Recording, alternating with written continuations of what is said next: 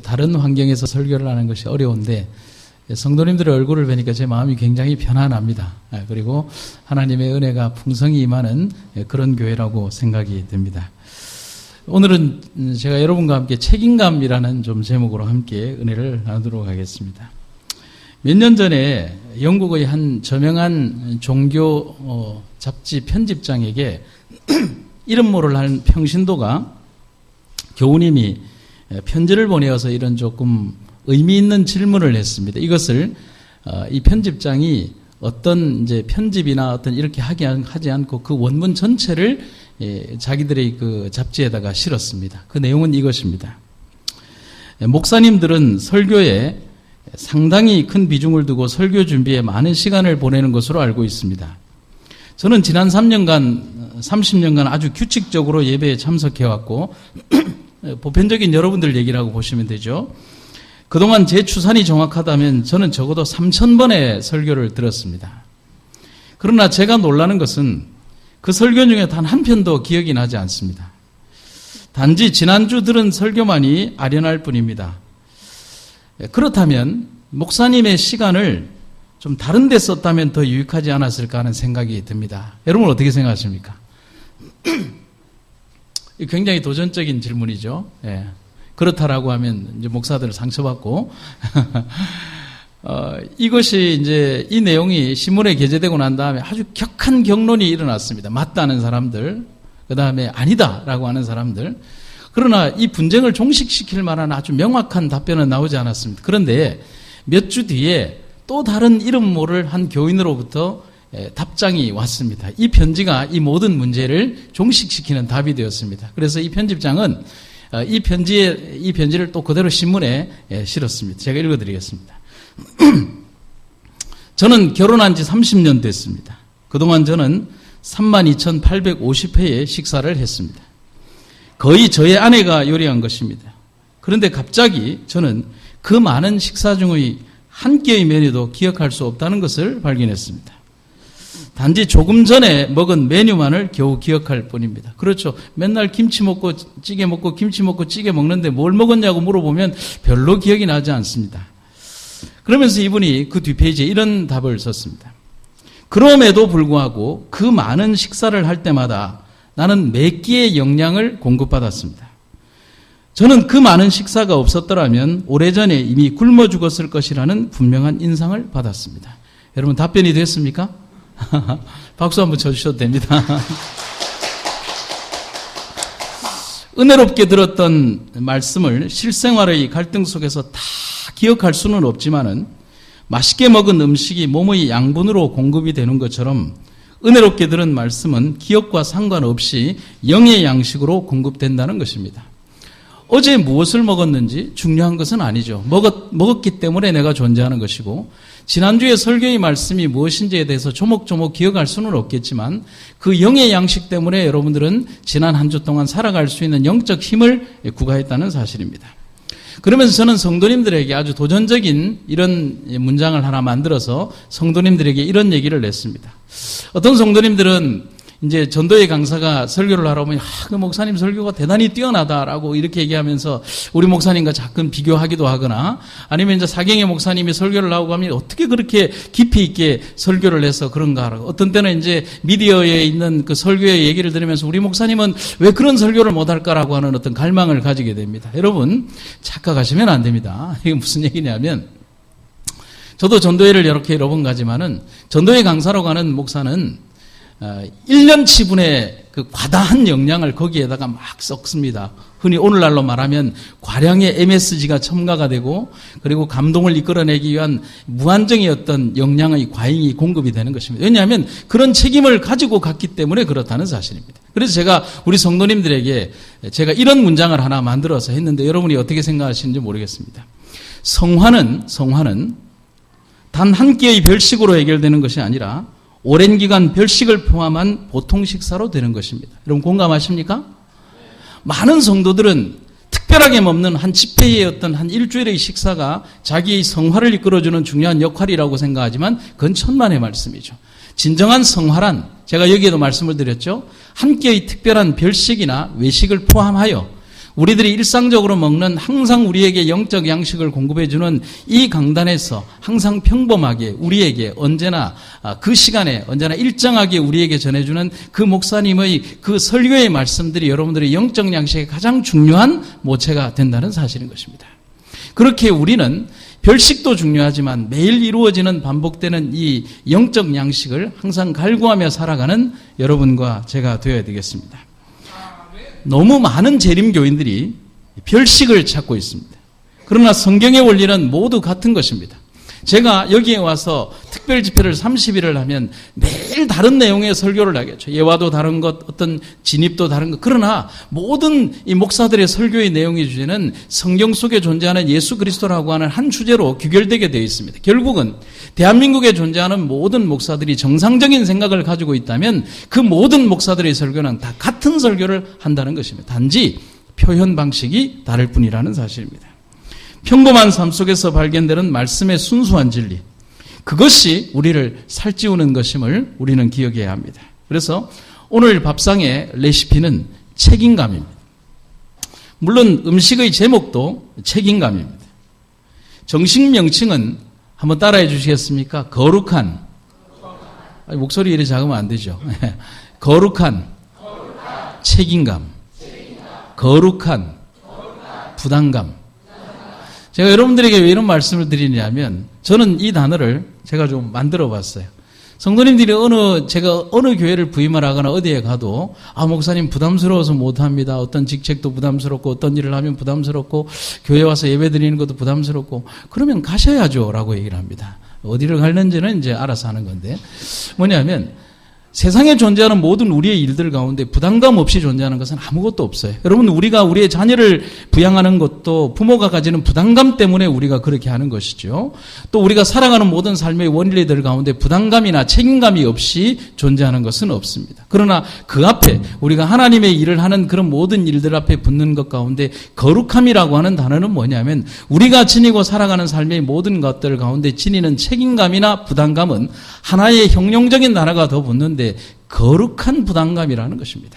그것은 그리고 거룩한 책임감이라고 하는 사실입니다. 그래서 우리들의 삶 속에서 존재하는 이 말씀의 삶 속에서 우리가 지니고 살아가는 이 거룩한 책임감과 부담감이 오늘의 우리의 세대를 살찌우는 것뿐만이 아니라 우리의 다음 세대들이 이 자리에 앉아서 예배드릴 때에 정말 영적 양식이 풍부한 어떤 교회로 만들어 줄 수 있다는 사실입니다.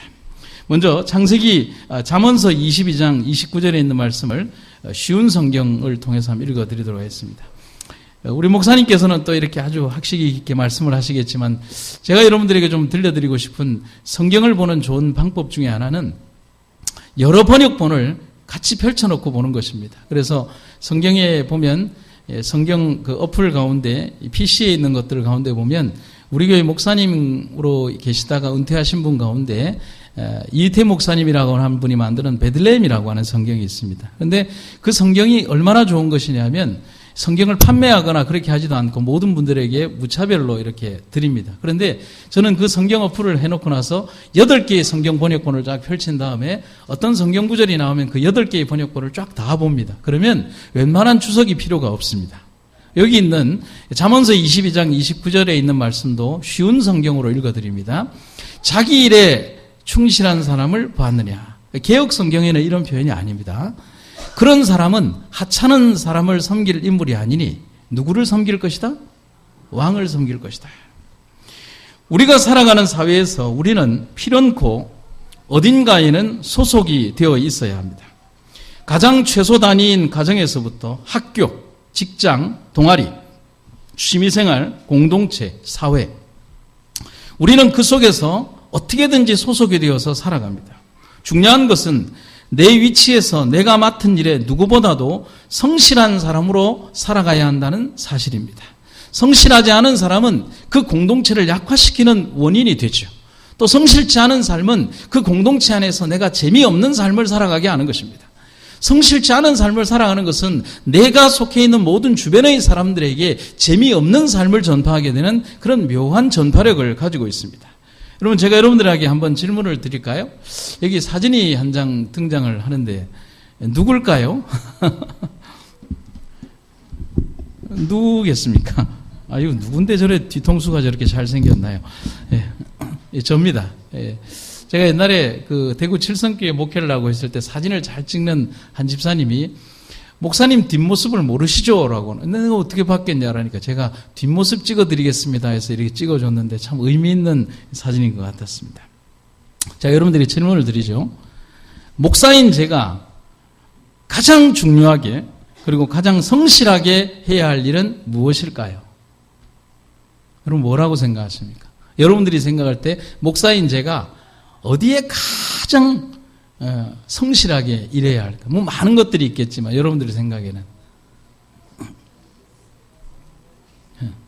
뭐 여러 개가 있을 것입니다. 신방도 있고 그렇죠? 모르겠지만 그래서 제가 뭐 다른 게 안 중요하다는 것이 아니라 아주 좁혀서 아주 좁은 의미에서 말씀을 드리면 이제 한 영역을 설교다라고 말씀드릴 수 있습니다. 목사에게 있어서 설교는 굉장히 중요한 것입니다. 그러면 제가 설교는 잘한다 못한다의 개념으로 평가받는 게 아닙니다. 제가 생각할 때는 얼마나 성실하게 그 설교를 준비하느냐 하지 않느냐, 얼마나 영적으로 감동되어서 하느냐 안 하느냐의 문제이지 인간의 세치혀 속에서 말하는 설교가 잘했다 못했다의 설교로 평가받는 것은 아닙니다. 중요한 것은 제가 취미로 꽃을 아무리 잘 키우고 농사를 아무리 잘 짓고 운동을 잘하고 또 운전을 잘하고 어떤 다른 것들을 아무리 잘한다 해도 정말 성실해야 되는 내 본연의 그 업무에 소홀히 한 채 그 어떤 다른 것들을 잘하는 것으로 평가받으려고 하면 잘못된 것입니다. 여러분 맞습니까? 이것은 살아가는 우리들 모두의 똑같다는 사실입니다. 그래서 제가 영남 36 교목으로 있을 때 그런 얘기를 했죠. 수학 선생이 영어를 잘하면 좋지만 수학을 못하면서 영어만 잘하는 것은 직무유기다라고 했어요. 수학 선생은 뭘 잘해야 할까요? 수학을 잘해야 합니다. 영어 선생이 영어는 못하고 수학만 열심히 하면 그것은 직무유기죠. 우리는 어떤 때 자기의 역할에 성실치 못한 사람들이 무엇으로 평가받으려고 하느냐면 정말 자기가 평가받아야 되는 다른 것의 잡기들, 어떤 다른 것들로 자기의 어떤 평가를 더 업시키려고 하는 잘못된 습성에 사로잡혀 있다는 사실입니다. 목사에게 있어서 설교는 잘하는 것이 아니라 성실하게 준비해야 하는 것입니다. 저는 그런 사람으로 여러분 앞에 서기를 바랍니다. 여러분 충실함이란 그런 거죠. 목사인 저만 그럴까요? 여러분들도 마찬가지인 것이죠. 사람들은 각자의 맡은 역할이 있습니다.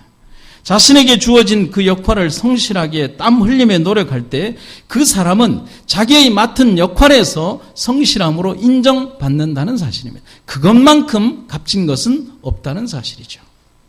자신의 역할 그 이외의 것으로 인정받으려고 할 때 사람들은 희한하게도 비겁해지고 꾀를 부리고 게을러지게 됩니다. 자신의 책임과 역할 그것으로 평가받으려고 노력해야 됩니다. 그러면 제가 뭐 인문학을 강의하는 것도 아니니까 본론으로 들어가서 성도들에게 그러면 그 책임감이란 뭐라고 생각하십니까? 오늘 저는 다른 여러분들의 직업상의 책임감을 말하는 것이 아니라 성도로서의 책임감을 말하기 위해서 왔다는 사실입니다. 성도로서의 책임감이란 하나님을 믿는 선하고 아름다운 열정이 바로 그것입니다. 여러분, 예배와 우리의 삶 가운데에서 더 성실하게 여겨야 하는 것은 예배죠. 하나님의 사업과 우리의 삶 가운데에서 때로는 충돌할 수 있지만 성도로서의 성실함을 가지고 하나님 앞에 임한다면 우리는 갈등 없이 이 성전과 예배당을 채울 수 있는 종으로 살아갈 수가 있게 될 것입니다. 예배를 소홀히 한 몇 시간으로 얻은 휴식은 휴식이 아닙니다. 어떤 사람들은 제게 와서 그렇게 얘기합니다. 목사님, 제가 너무 힘들고 어려워서 안식일날 예배는 못 드리고 집에서 좀 쉽니다. 그렇게 해서 쉬고 난 다음에 열심히 오후에는 또 친구들과 미팅을 하고 차를 마시러 가고 그렇게 합니다. 여러분, 제가 그 사람에게 이렇게 얘기를 합니다. 옛날에는 그냥 달래는 것에 목적이 있었지만은 달래는 것만으로는 안 되더라고요. 그래서 제가 그분에게 심각하게 이런 얘기를 했어요. 당신이 안식일에 예배 시간을 쉰 곳으로 다른 것을 했다면 그 휴식은 진정한 휴식이 될 수가 없다. 하나님을 성실하게 믿도록 가르치지 못하는 부모는 참된 교육을 소홀히 하는 것입니다. 여러분, 하나님께서 우리에게 뭐라고 얘기를 하십니까? 열심을 내라. 때가 뭐하다? 악하다. 여러분, 저는 가끔 그런 생각을 하죠. 이렇게 지금 시간이 흐르고 있는데 나에게 남은 시간이 얼마나 되었을까? 우리 전사님 얼마나 살 것 같아요? 나는 오래 못 살 것 같아요. 제가 올해 이제 51살이고 내년에 52살이 되는데 얼마 못 살 것 같아요. 앞으로 한 87년밖에 안 남은 것 같아요. 뭐 이렇게라도 해서 합니다. 그래서 제가 제 남은 시계의 마지막 남은 시간을 타이밍을 해보면 저기 어른들에게 죄송하지만 계산이 가능해요. 어떻게 계산이 가능하냐 하면 내가 알고 있는 분 중에서 가장 오래 사신 분의 나이에서 내 나이를 빼면 그만큼이 맥시멈입니다. 맞죠? 100세를 사신 분이라고 하면 제가 그래도 한 40 몇 년이 남았지만 실제로 그만큼 남은 것은 아니지만 내 남은 시간의 타이밍은 그만큼 작다는 사실을 우리가 알 필요 있는 것입니다. 세월의 시간은 가고 수없이 많은 시간들은 가지만은 우리는 입술로 하늘을 향해 준비해야 한다라고 그렇게 얘기를 하지만 실제로 우리들의 삶은 하늘을 향한 성실한 준비를 하고 있지 않다는 사실이 나를 슬프게 하고 우리를 슬프게 한다는 것입니다. 제가 한 분의 이야기를 들려드리도록 하겠습니다. 지금부터 약 한 4, 5세기 전의 사람이죠. 한 가난한 청년 정원사가 있었는데 이 청년 정원사에게 이제 맡겨진 직책은 뭐냐면 아주 봉급도 적고 자기가 받는 돈도 적었습니다. 그래서 딱 뭐만 하면 되느냐 하면 정원에 있는 나무에 가지치기 하고 떨어지는 낙엽 쓸고 그다음에 청소하고 시간 되면 퇴근하면 됩니다. 별로 어려운 건 아니죠. 근데 이 가난한 청년 정원사는 뭐냐면 재주가 좀 남달랐어요. 이 조각에 좀 재주가 있었어요. 그래서 자기가 나무 자르고 낙엽 치우고 뭐 이런 쓰레기들 치우고 나니까 시간이 너무 많이 남는 거예요. 그런데 그 주인의 그 정원이 굉장히 넓고 컸기 때문에 이제 나무들이 잘려나간 나무들이 있으면 그 나무가 너무 아까워서 그 나무를 가지고 와서 자기의 이제 이 전공인 이 조각을 가지고서 남는 시간에 더 일을 하고 때로는 퇴근 시간이 지났는데도 남아서 이제 조각을 한 다음에 이 정원에 이렇게 놓으니까 정원이 너무 멋져지기 시작하는 거예요. 그 주인이 이렇게 좋기는 좋은데 이 녀석은 좀 이상한 녀석인 거예요. 왜냐하면 세상에 존재하는 모든 사람들이 받은 만큼만 일하려고 하는데 이 친구는 받은 만큼의 일이 아니라 그 일을 즐거워하고 정말 주인을 기쁘게 해주는 모습을 보게 된 것입니다. 그래서 이 주인이 그 청년을 불러서 이렇게 얘기했습니다. 그리고 조금 엄숙하지만 이런 얘기를 했습니다. 너는 정원만 가꾸면 된다. 조각을 한다고 해서 임금을 더 주는 것도 아니다. 그런데 너는 왜 더 많은 시간을 투자를 해서 이 정원에서 일을 하느냐라고 얘기를 했어요. 물론 주인이 이제 그 청년의 의도를 묻고 싶은 이야기였죠. 그때 이 청년이 이런 얘기를 했습니다. 저한테는 이 정원을 아름답게 꾸밀 의무가 있습니다. 나무 화분에 조각을 하는 것도 저의 업무 중 하나라고 생각합니다. 주인은 저에게 단순히 나무를 깎고 그렇게 하라고 했지만 그러나 진정한 의무는 이 정원을 아름답게 가꾸는 것이 저의 임무라고 생각을 합니다. 주인이 큰 감동을 받았어요. 그리고 자기의 정원 사람만 있기에는 너무 큰 그릇이라고 생각을 해서 그 청년에게 일을 시키고 또 대학에 보내어서 공부를 시켰어요. 이 청년이 여러분과 제가 잘 아는 청년입니다. 누구냐면 시대의 조각가인 미켈란젤로라고 하는 사람입니다. 이 미켈란젤로의 젊은 청년 시절에 그를 만든 오늘의 우리가 수세기를 지나서 미켈란젤로를 만나게 했던 가장 원인 중에 하나는 뭐냐면 미켈란젤로 그 자신이 가지고 있었던 그 청년의 성실성이 오늘의 미켈란젤로를 만들었고 수세기를 지나서 그와 우리를 이어주는 하나의 중요한 교두보가 되고 있다는 사실인 것입니다. 그래서 존 워너메이커라고 하는 분은 이런 얘기를 합니다. 맡겨진 책임에 충실하면 기회는 스스로 만들어진다.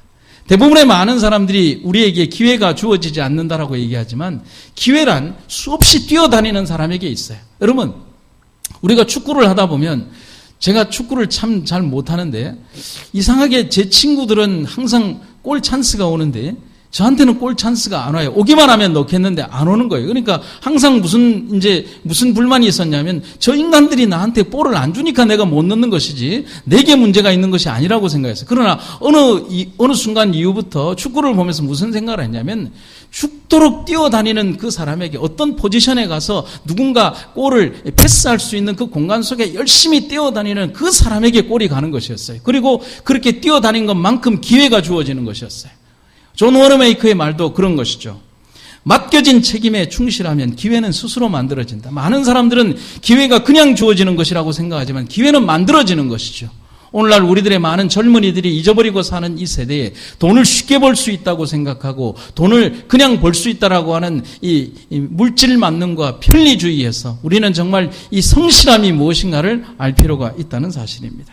그래서 하늘은 스스로 돕는 자를 돕는다는 말이 있습니다. 그것은 우리 교육에 있는 말씀처럼 그 의무에 충실한 사람, 자신의 맡은 일을 억지가 아닌 성실함과 땀 흘림으로 사는 그런 사람들에게 해당되는 말인 것입니다. 이 사회는 바로 그런 정직한 사람들 때문에 유지되고 발전되어 온 것입니다.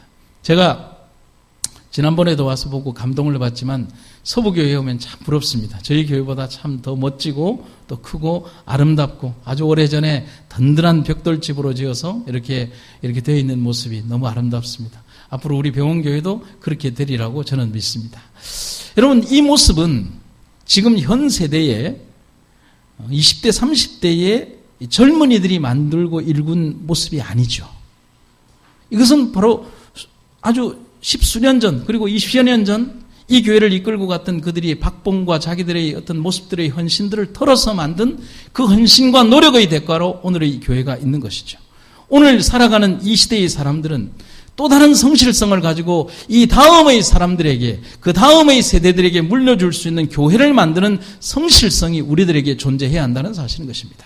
내 것이 먼저가 아니라 하나님의 것이 먼저고, 내 나라와 내 생각과 내 모든 것들이 판단되는 것이 아니라 하나님의 나라를 위한 준비를 우리가 먼저 하시게 되기를 간절히 바랍니다. 요즘 세상이 어수선한데 1960년대 이야기를 좀 들려드려야 될 것 같습니다.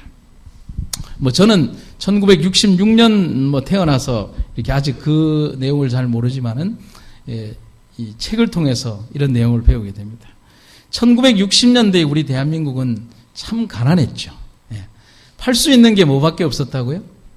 텅스텐 같은 광물밖에 없습니다. 그것도 이제 직접 이렇게 만들어서 하는 게 아니라 그 광물질 자체로 파는 그거밖에 없었습니다. 그런데 그 외화 갈증을 도저히 어떻게 그 광물만 팔아가지고는 이 대한민국이 먹고 살 수 있는 그런 입장이 아니었어요. 그래서 이 외화에 대한 갈증, 또 살아갈 수 있는 이 외화에 대한 갈증을 풀기 위해서 제가 좀 들고 가겠습니다. 자꾸 왔다 갔다 했어. 이 외화에 대한 갈증을 풀기 위해서 나선 사람들이 있었습니다. 1963년부터 1977년까지 서독에 간 파독 광부와 파독 간호사 2만 명, 이분들이 가서 달러를 보내왔습니다. 그리고 1964년부터 1972년까지 월남에 파병된 군인이 있었습니다. 몇 명인 줄 아십니까? 32만 명입니다. 특별히 월남에 파병된 이 병사들이 보내온 돈은 뭐냐면 하루에 1달러씩을 보내왔어요. 그 돈이 오늘의 대한민국의 경제를 이끄는 중요한 단어가 되었죠. 광부들은 청춘을 막장에 묻고 석탄을 캤습니다. 간호사들은 서독 사람들이, 그 독일 사람들이 만지기 싫어하는 시체를 만지고 변비 걸린 환자의 항문을 손으로 파내면서 그들이 정말 하기 싫어하는 그 일들을 우리 대한민국의 처녀들이 가서 그 일들을 했습니다. 이 산더미가 이만큼 큰 그 독일 환자들을 대하면서 말입니다. 군인들은 때로는 총을 가지고 싸우기도 했지만 가장 이렇게 낡은 이 총과 또 때로는 맨주먹으로 베트콩과 싸웠습니다. 그리고 파월 장병들은 자신들의 목숨을 담보로 번 돈 하루 1달러를 조국으로 송금을 했습니다. 그래서 약 60년 전 이 파병되었던 대한민국의 병사들이 그래도 제일 먹고 싶었던 것이 뭘까요? 그 밀림 전투하는 안에서 제일 먹고 싶었던 게 뭘까요? 김치죠. 김치 없인 못 살아. 난 정말 못 살아. 그런 노래도 있잖아요. 그 김치를 먹고 싶은데, 그래서 이제 대한민국에서 이제 통조림으로 김치를 만들어서 이제 월남에 보내면 병사들이 2번 울었다라고 하죠. 김치를 받고 펑펑 울고 뚜껑을 열어보고 펑펑 울었어요. 그런데 처음에 운 거하고 뒤에 운 거는 달라요. 왜 다르냐 하면 처음에는 김치가 왔다는 사실에 펑펑 울었고, 두 번째는 뚜껑을 탁 열면 그 김치가 전부 다 핏빛이었어요. 그럼 김치가 핏빛이지. 아니, 그런 게 아니라 우리가 알고 있는 그런 핏빛이 아니라 이제 완전 이래 좀 이상한 핏빛이었어요. 그 이유는 뭐냐면 우리나라 통조림 기술이 좋지 않아 가지고 이제 가는 동안에 녹물이 쓸어 가지고 그 안에 이제 통조림이 전부 다 이제 녹물이 쓰는 거예요. 여러분 같은 거 먹겠습니까? 안 먹죠. 그러나 이 파월 장병들은 뭐냐면 그 핏빛 김치를 먹으면서 먹은 거죠. 그리고 그러나 우리나라가 그런 기술이 없어서 일본에다가 통조림을 만들어서 보내면 되는데 자기의 생명의 값어치를 가지고 내 새끼들을 벌어 먹이게 하기 위해서 파월 장병된 병사들이 내 한 끼의 식사를 위해서 그 달러를 일본에 줄 수는 없잖아요. 그래서 그 핏빛 김치를 먹어가며 보낸 그 돈이 오늘의 대한민국의 가장 중요한 번영의 원인이 되고 있는 것입니다. 내 아버지 세대의 사람들이 희생한 그것으로 오늘의 우리가 살고 있습니다. 그들이 가졌던 다음 세대의 책임감이 오늘의 우리를 있게 한 것을 우리가 기억하시게 되기를 간절히 바랍니다. 그래서 교회 증언 5권에 이런 말씀이 있습니다. 기억해 두시면 좋아요. 매일 하나님께 대한 책임감을 느껴야 한다. 뭐라고요? 매일 하나님께 대한 책임감을 느껴야 한다. 그대가 하나님께 대한 책임감을 가지고 있을 때에 그대는 신실한 기도를 드릴 필요와 사단의 시험을 신실히 경계할 필요를 느끼게 될 것이다. 하나님에 대한 거룩한 책임감. 오늘 그것은 단순히 오늘 우리가 살아가고 있는 그러한 불편과 불만의 요소들을 다 사라지게 하는 중요한 책임이 될 것입니다.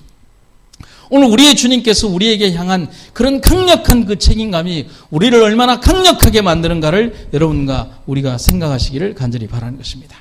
두 번째는 책임감이 우리를 살린다는 것입니다. 역시 쉬운 성경에 있는 구절을 한번 보시도록 하겠습니다. 사람들은 저마다 자기 일에 책임을 져야 합니다.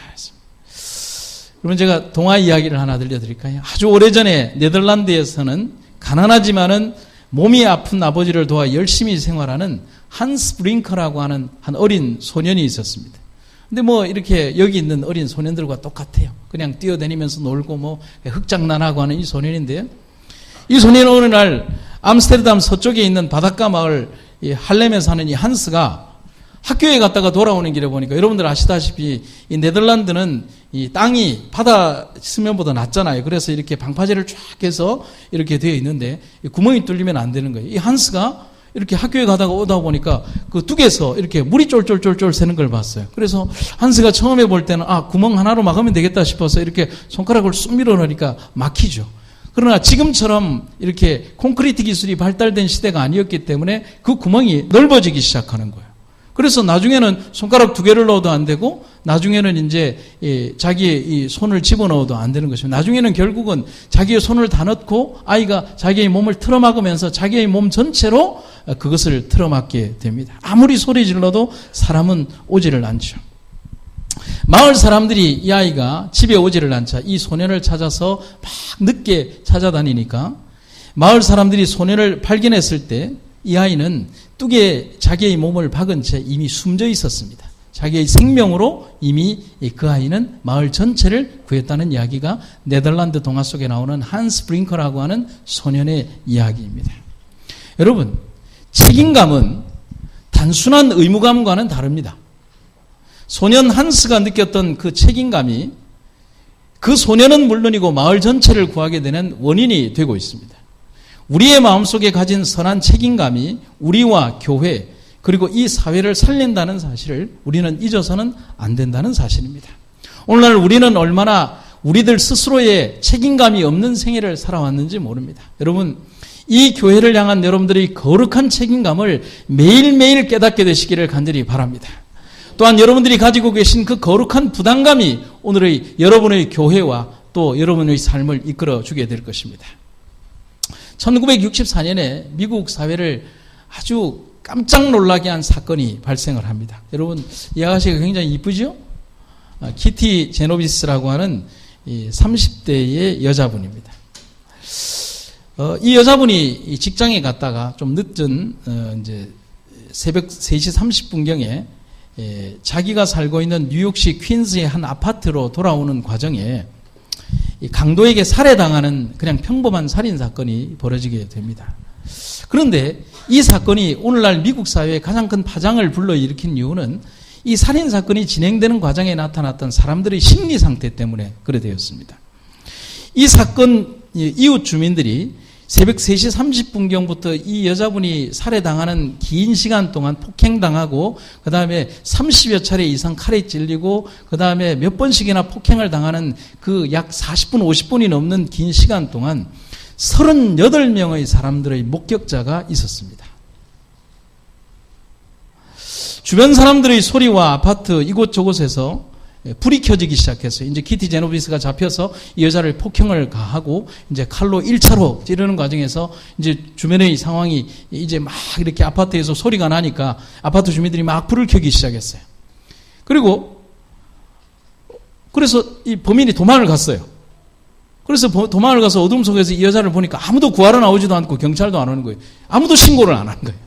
그래서 이 강도가 또 가서 이 여자를 폭행을 했어요. 그래서 또 불이 또 켜졌어요. 그래서 도망을 갔어요. 그런데 역시 어둠 속에서 보니까 아무도 데리러 오지를 않는 것입니다. 결국은 2번이나 도망을 쳤지만 아무런 기척이 없는 것을 보고 달려들었고 이 여자는 결국은 이 키티 제노비스라고 하는 여자는 이 강도에 의해서 38번이나 넘는 칼로 이렇게 찔림을 당하고 죽게 되었습니다.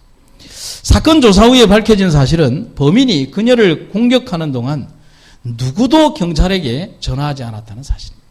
38명의 목격자가 있었습니다.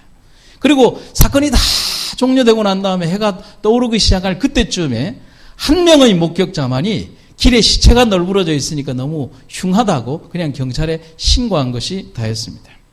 이 사건은 미국 전역을 경악케 하는 하나의 사건이 되었습니다. 그리고 이 범죄를 다루는 범죄 심리학자들과 상담학자들이 이것을 연구하면서 이 현상에 대하여 미국 사회에 불어닥친 심각한 이 현상에 대하여 하나의 심리적 현상을 설명을 했는데 이렇게 얘기를 했죠. 뭐냐면 이런 현상을 책임감 분산 효과, 방관자 효과라고 하는 사실입니다. 여러분 이것은 교회 안에도 존재합니다. 이런 얘기입니다.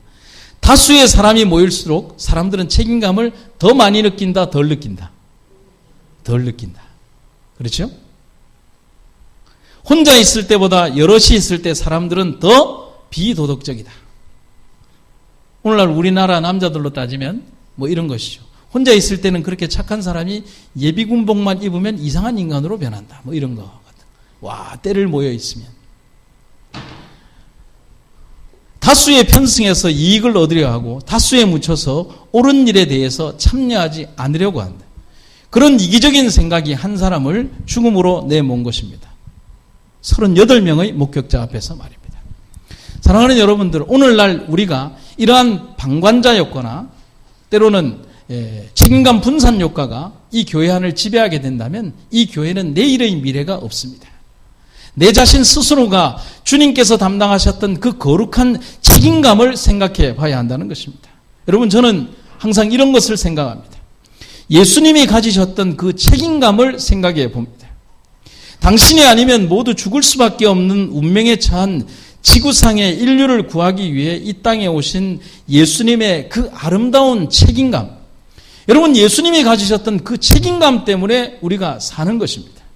예수님이 우리를 가지셨던 그 아름답고 행복한 책임감이 우리와 함께하지 않는다면 오늘은 우리는 존재할 수 없다는 사실인 것입니다. 불행한 것은 예수를 배우는 사람들, 정말 불행한 것은 예수를 배우는 사람들을 그들 안에 예수가 없다는 사실인 것입니다. 예수의 마음이 없는 신앙으로 살아가는 우리가 많다는 사실입니다.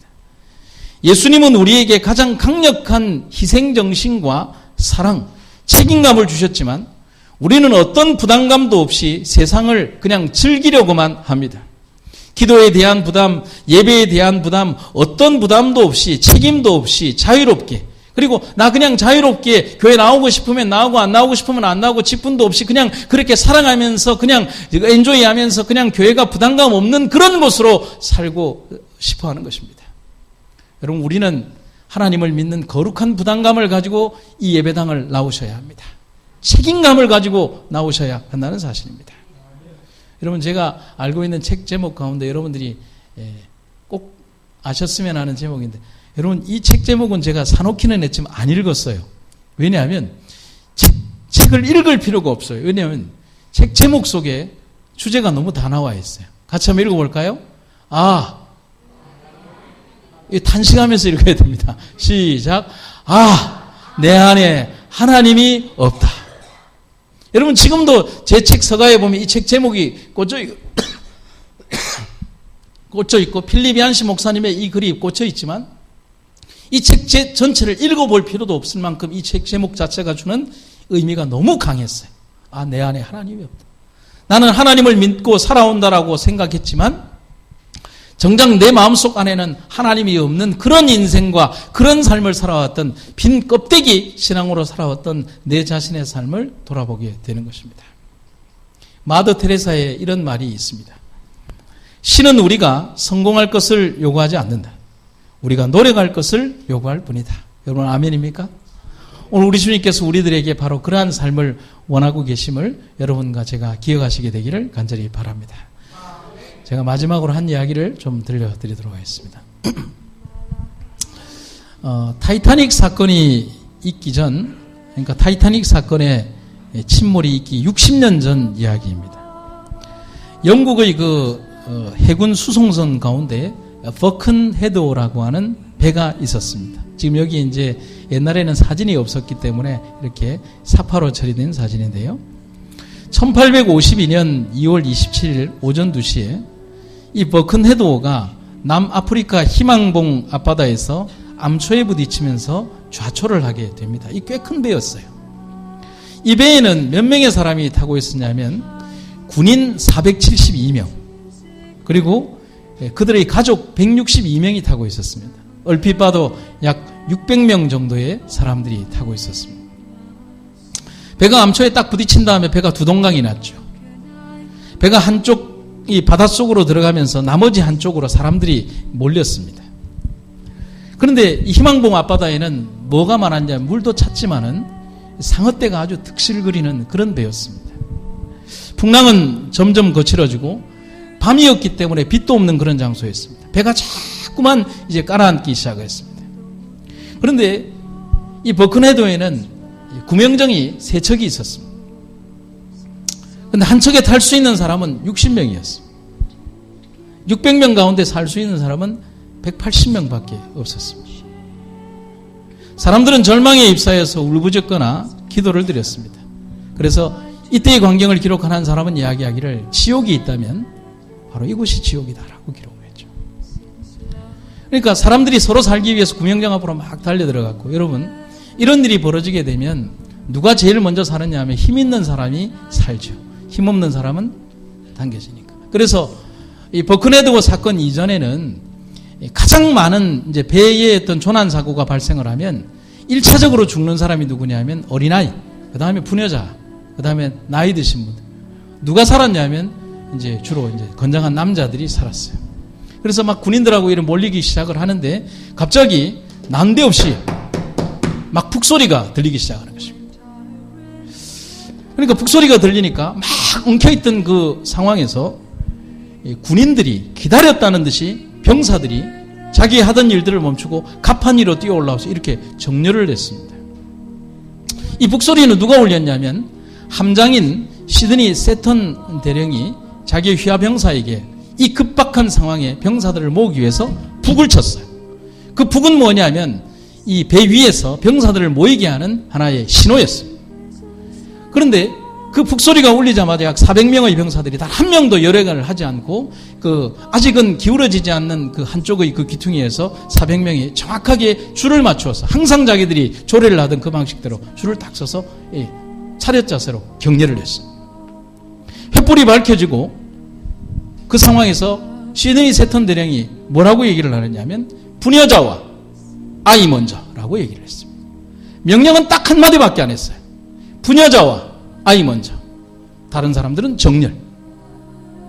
부녀자와 아이를 그 3개의 배에 다 태워두고 난 다음에 이 앞길을 두드리는 병사들은 계속 북을 두드리고 다른 병사들은 꼿꼿하게 선 채 이렇게 구명정이 떠나가는 가운데에서 그들은 마지막까지 더 이상 탈 수 없는 배를 딱 바라보면서 시드니 세턴 대령과 함께 그 자리에 꼿꼿하게 서 있었습니다. 여러분, 배에 탄 사람들도 전부 다 누구였냐면 그 군인들 가족들이었습니다. 180명의 그 남겨진 그 구명정에 탄 사람들이 울면서 이 깔아앉는 배를 바라보며 얼마나 많이 울었는지 모르지만 그 광경은 시리도록 가슴 아프고 시리도록 정말 아름다운 광경이었어요. 영국 사람들은 세 번째 구명정이 배를 떠날 때까지 함장과 병사들은 차렷 자세로 서 있었습니다. 꼼짝 않고 정렬한 수백 명의 군인이 배와 함께 물속으로 잠기는 모습을 바라보며 이 보트 위의 사람들은 정말 가슴 시린 이별을 할 수밖에 없었죠. 영국 사람들은 버크네드호 병사들의 희생정신을 참다운 신사의 미덕으로 본받고 곳곳에 기념비를 세웠습니다. 이 일이 있기 전까지는 사고가 생겼을 때 가장 많이 다치거나 죽는 것은 여자와 어린아이였습니다. 이 여자와 어린아이부터라는 이 교훈은 그 뒤로도 수송선 엠파이어 윈드러시라고 하는 배에도 적용이 되었고, 여러분과 제가 잘 아는 타이타닉호에서도 이 정신은 그대로 개성이 되어서 정말 많은 여자들과 어린아이들이 생존하게 되는 그 경험이 이미 타이타닉호 사건 60년 전에 있었던 버큰헤드호로부터 시작이 되고 있는 것입니다. 이것을 버큰헤드호 정신을 영국의 정신이라고 합니다.